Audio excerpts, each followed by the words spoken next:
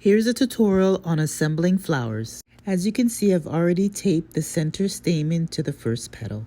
Now I'm adding a second petal and wrapping with floral tape. Before applying the tape, stretch it out to activate the glue in the tape. Tightly wrap the floral tape around the wires to prevent movement. Every time you add a petal, wrap the floral tape around the wires tightly to prevent movement.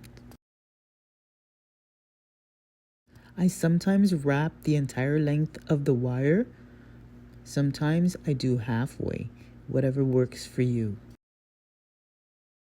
Each time you add a petal, be sure to wrap the floral tape tightly around the wiring to prevent the petals shifting.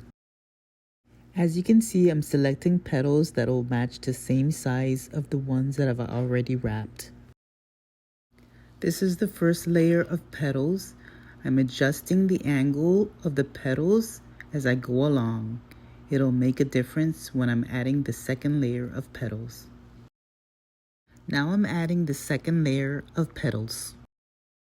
As I attach the second layer of petals, I make sure that it is close to the top layer of petals.